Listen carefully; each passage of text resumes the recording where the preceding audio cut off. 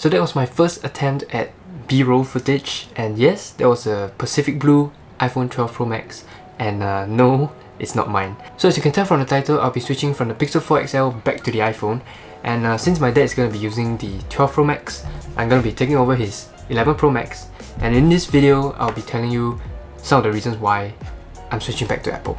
Disclaimer, I am not a proper tech reviewer like Marques Brownlee or Unbox Therapy. I'm just doing this for fun, so please cut me some slack here. Now that I've got that out of the way, let's get into the video. So there are three things that I want to talk about for each phone. The camera, the battery life, and other functions such as Airdrop or the hand gesture swipe function on the Pixel. I won't be talking about them in this order, but these are the three main things that I'm going to be talking about. So first off, let's talk about the battery life. And after using the Google Pixel 4 XL for the past year or so, I think that this is the only downside of the Pixel. Even though it has a 3700 mAh battery, the battery life is surprisingly not that great. Sometimes I need to charge it like twice in a day just to survive for one day. Even though it has fast charging, the battery life just drains pretty quickly compared to the 11 Pro Max, which has a slightly bigger battery of about 3969 mAh capacity.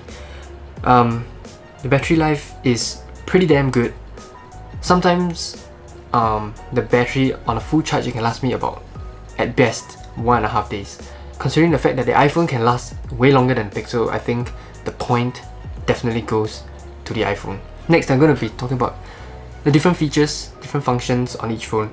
And not gonna lie, I've always liked Apple's UI because it can do some things that the Pixel cannot do. So one thing that bothered me on the Pixel was that I was unable to post multiple photos on Instagram like with a crop, like, you know, when you zoom out the photo. So let me show you what I mean. For example, let's say I want to post this, and see, I can zoom out with the borders at the side, and when I want to add other photos, it automatically zooms back in, and you know, I can't post multiple photos with the crop. On the iPhone, as long as all the photos that you want to post are like all portrait or all landscape, you can zoom out on the first picture and then select other photos that you want to post, and it will all be zoomed out. So yeah, I think that's the good thing about Apple. I know this is not a very major function, but it matters to me because I use Instagram quite a lot, and this feature is quite useful for me. And I remember needing to borrow my brother's phone just to post multiple photos, and he will get annoyed at me sometimes. So I guess I don't have to borrow his phone anymore. I can do it on my own. Another thing is Insta Stories. On the iPhone, you can copy and paste multiple photos, but on the Pixel, I don't know if it's just me, but no matter how hard I try, I can't seem to be able to like find a way to copy and paste photos. So not a major issue, but good to have on the iPhone. And yeah, you can make your Insta Stories like way nicer with multiple photos and stuff.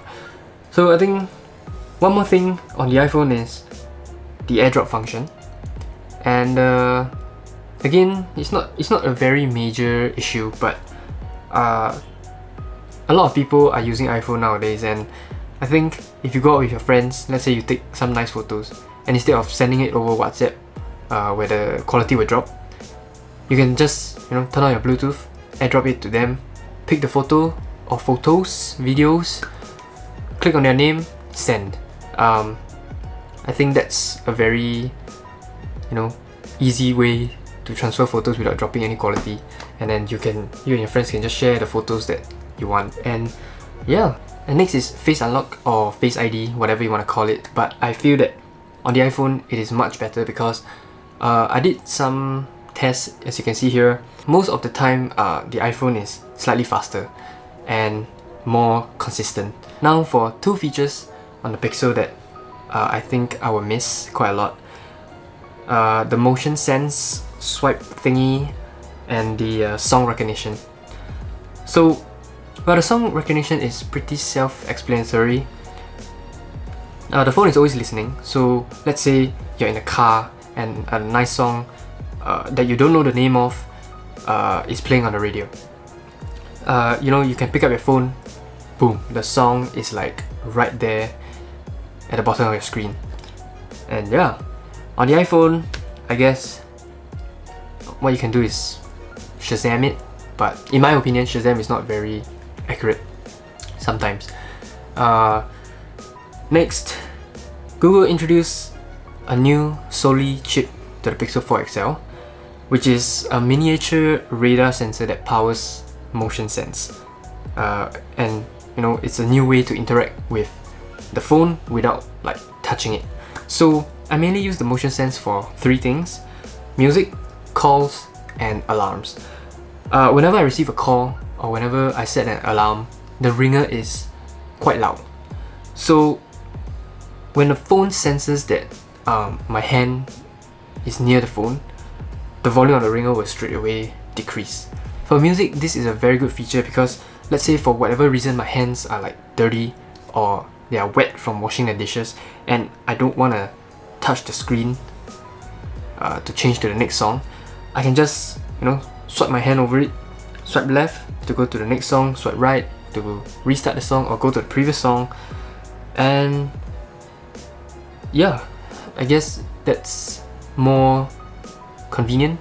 You don't have to dirty your screen with your dirty hands and stuff.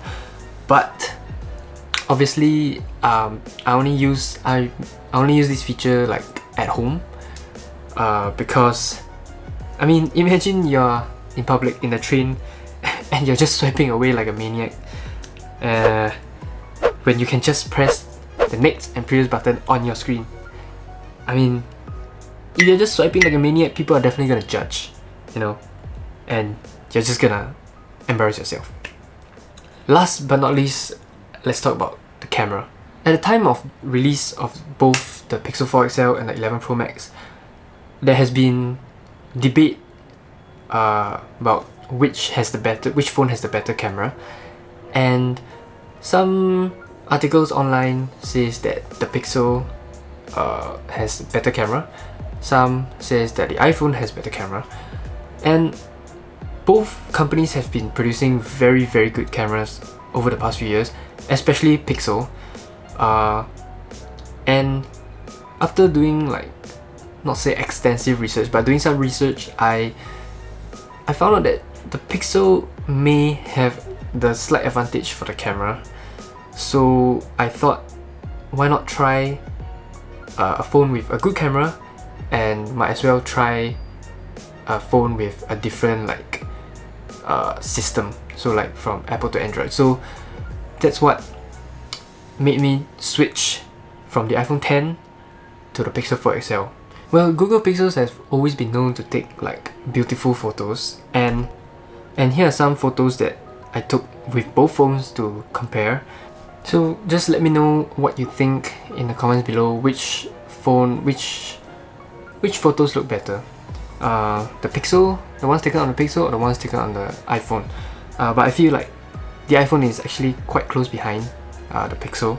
Both take very good images, but honestly I feel that the Pixel take slightly better images, slightly sharper. The colors are more natural. I guess that is all for this video. If you want a decent phone with a pretty awesome camera, the Pixel is for you. The user interface is quite simple, it's quite easy to use, but again, the battery life, if battery life is important to you, then maybe the Pixel is not for you. On the other hand, the iPhone 11 Pro Max has a good camera and it has very good battery life, and I love the UI. And if you don't have the money to spend on the 12 Pro Max, 12 Pro, I feel like the 11 Pro Max is good enough after using it for a week or two now. Alright, I guess that's all for this tech kind of video, and if you guys liked it, please hit a thumbs up. If you're new, please subscribe. I'm very close to hitting 160 subscribers, and yeah, hope you guys enjoyed the video. I'm really glad I changed back to the iPhone, and as always, see you guys in the next video. Bye!